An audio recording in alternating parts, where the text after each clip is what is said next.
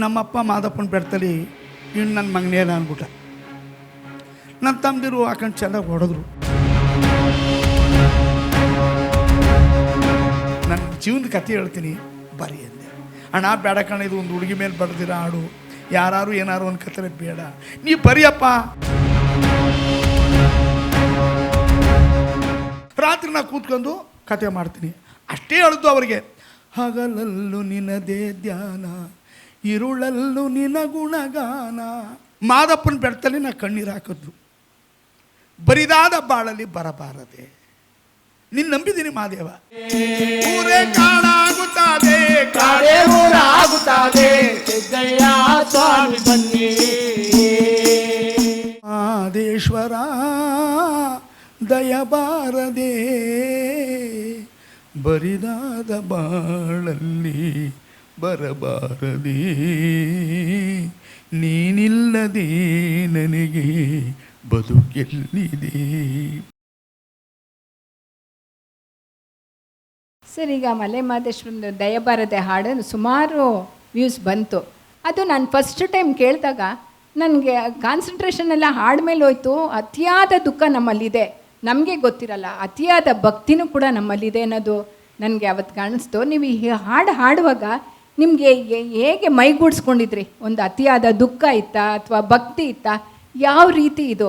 ಒಂದು ಚಿಕ್ಕ ಮಗು ಊಟ ಮಾಡುವಾಗ ಈ ಕ್ಯಾಸೆಟ್ ಹಾಕಿದರೆ ಅದು ಕೂಡ ಒಂದು ಕಿವಿ ಕೇಳಿಸ್ತಾ ಊಟ ಮಾಡುತ್ತೆ ಇವತ್ತಿನ ದಿವಸದಲ್ಲಿ. ಹಾಗಾಗಿ ಕೇಳ್ತೆ ಸರ್. ಈ ಕತೆ ಹಿನ್ನೆಲೆ ನನ್ನ ತಂದಿರು ಚೆನ್ನಾಗಿ ಹೊಡೆದ್ರು ನನಗೆ.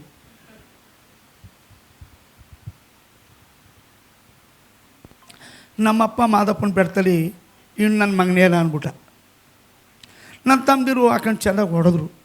ಅವ್ರು ಎಲ್ಲರೂ ಓದಿಸ್ದೆ, ಮದುವೆ ಮಾಡಿದೆ. ನಾನು ಪಟ್ಟಿರೋದು ದೇವ್ರಿಗೆ ಗೊತ್ತು. ಏನೇನಿತ್ತು ನಾನು ಬರ್ಕೊಟ್ಬಿಡು ಅಂತ ನಮ್ಮಪ್ಪ ಅಂದ. ಒಂದು ಅಷ್ಟು ಗದ್ದೆ ಇತ್ತು, ಬರ್ಕೊಟ್ಬಿಟ್ಟೆ. ಜಾಗ ಇತ್ತು, ಬರ್ಕೊಟ್ಬಿಟ್ಟೆ. ಎಲ್ಲ ಬರ್ಕೊಟ್ಬಿಟ್ಟೆ. ಬರ್ಕೊಟ್ಟ ಮೇಲೆ ಮಾದಪ್ಪನ ಬೆಡ್ತಲ್ಲಿ ನಾ ಕಣ್ಣೀರು ಹಾಕಿದ್ರು. ಬರಿದಾದ ಬಾಳಲ್ಲಿ ಬರಬಾರದೆ, ನಿನ್ನ ನಂಬಿದ್ದೀನಿ ಮಾದೇವ. ನಾ ಎಲ್ಲನೂ ಕೊಟ್ಬಿಟ್ಟಿದ್ದೀನಿ, ನಾನು ಕೊಟ್ಟಿದ್ದೀನಿ, ಬರೆದು ಕೊಟ್ಬಿಟ್ಟಿದ್ದೀನಿ. ಬರೆಯಪ್ಪ ಇದನ್ನು ಮಾದೇಶ್ವರನ ಮೇಲೆ. ರವಿಕುಮಾರು. ಮಾದೇಶ್ವರ ದಯಬಾರದೆ, ಬರಿದಾದ ಬಾಳಲ್ಲಿ ಬರಬಾರದೆ, ನೀನಿಲ್ಲದೆ ನನಗೆ ಬದುಕೆಲ್ಲಿದೆ. ಅದೇನು ತಲೆ ಒಳಗೆ ಕೊಟ್ಟರು ರವಿಕುಮಾರ್ ಅವ್ರಿಗೆ, ಬರೆದ್ರು, ಹಾಡು ಬರೆದ್ರು. ನಮ್ಮಪ್ಪ ನನ್ನ ಮಗನೇ ಅಲ್ಲ ಅನ್ನಲ್ಲ, ಅದಕ್ಕೆ ಈ ಪದ ಸೇರಿಸ್ದೆ. ತಂದೆಯು ನೀನೇ ಸ್ವಾಮಿ, ತಾಯಿಯು ನೀನೇ ಸ್ವಾಮಿ, ನಾ ಕಂಡ ಬಂಧು ಬಳಗ ಎಲ್ಲವೂ ನೀನೇ ಸ್ವಾಮಿ. ಎಲ್ಲವೂ ನೀನೇ ಅಪ್ಪ, ನನಗೆ ಯಾರೂ ಇಲ್ಲ ಕಣಪ್ಪ. ನಾನು ಒಂದು ಪ್ರಶ್ನೆ ನಿಮಗೆ. ಇವತ್ತೆಲ್ಲ ಕಥೆಯೆಲ್ಲ ಹೇಳಿದ್ರಿ, ಮನೆ ಅಂಗಳದ ಮಾತುಕತೆಗೆ ಬರೋ ಮಟ್ಟಕ್ಕೆ ಜನಪದ ನಿಮ್ಮನ್ನು ಬೆಳೆಸ್ಕೊಬತ್ತು ಅಂತ. ನೀವು ಕಳೆದ ಒಂದು 8-9 ವರ್ಷದಲ್ಲಿ ಒಂದು ಗೀತೆಯನ್ನು ಹಾಡ್ತೀರಿ ಮಾದೇಶ್ವರನ ಮೇಲೆ. ಅದೊಂದು ಭಾವಗೀತೆಯ ಟ್ಯೂನನ್ನು ತಗೊಂಡು ಹಾಡಿ ಮಾದೇಶ್ವರ ದಯಬಾರದೆ ಇವತ್ತೊಂದು 1 ಕೋಟಿ ವ್ಯೂಸನ್ನು ಪಡೆದಂಥ ಗೀತೆ ಅಂತೆಲ್ಲ ಆಯಿತು. ಅದಾದಮೇಲೆ ಈಗ ಒಂದು 4-5 ಚಲನಚಿತ್ರದಲ್ಲೂ ಹಾಡಿದ್ದೀರಿ ಅಂತ ಹೇಳ್ತೀವಿ. ನೀವು ಈ ಮನೆಗಳದ ಮಾತುಕತೆಯಲ್ಲಿ ಏನನ್ನು ಸಂದೇಶವಾಗಿ ಒಂದು ಮೆಸೇಜ್ ಆಗಿ ಕೊಡೋದಕ್ಕೆ ಇಷ್ಟಪಡ್ತೀರಿ?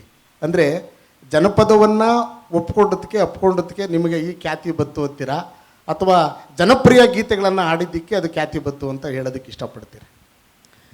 ನನ್ನ ಜನಪದ ಮನೆಯಲ್ಲಿ ಕತೆ ಹಾಡ್ಕೊಂಡು ಬಂದಂಥದಕ್ಕೆ ಇವತ್ತು ಈ ಕೀರ್ತಿ ಬಂದಿರೋದು. ಇತ್ತೀಚೆಗೆ ನಾವು ಹಾಡುಗಳು ಬರ್ಕೊಂಡು ಆಡ್ಬೋದು. ಇದು ಏನಪ್ಪ ಅಂತಂದರೆ ನಮ್ಮ ಎನ್ ವ್ಯಾಸರಾವು, ನಮ್ಮ ಯಳಂದೂರವರು. ಇದಕ್ಕೆ ಮೊದಲೇ ನಮ್ಮ ಇವ್ರು ಆಡಿದರು, ಯಾರು, ಜೇಸುದಾಸ್ ಅವರು. ಕನನವಾಸ ಕಲಿಯುಗ ವರದ ಈ ಹಾಡು ಹಾಡಿದರು. ಬೆಡ್ತಲ್ಲಿ ನಾನು ಈ ಹಾಡು ಕೇಳ್ಬಿಟ್ಟು, ಓ ಮಾದಪ್ಪನ ಮೇಲೆ ಈ ಹಾಡನ್ನು ಡಬ್ಬಿಂಗ್ ಮಾಡಬೇಕಲ್ಲ ಅನ್ನೋಷ್ಟರಲ್ಲಿ ಶ್ರೀಚಂದ್ರು ಯಾರೋ MD ಪಲ್ಲವಿ ಕೈಲಿ ಯಾರ ಕೈಲಿ ಆಡಿಸ್ಬಿಟ್ರು.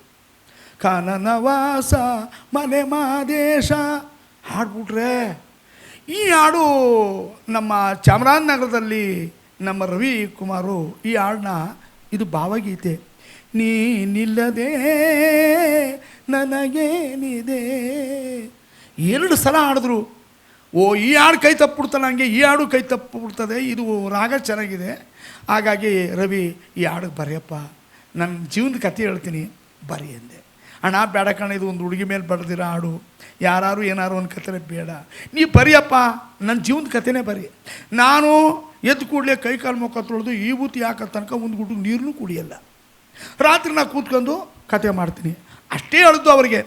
ಹಗಲಲ್ಲೂ ನಿನದೇ ಧ್ಯಾನ, ಇರುಳಲ್ಲೂ ನಿನ ಗುಣಗಾನ, ಮಹಾದೇವ ನೆನೆಯದೆ ನಿನ್ನ, ನಿಲದಯ್ಯ ನನ್ನೀ ಪ್ರಾಣ.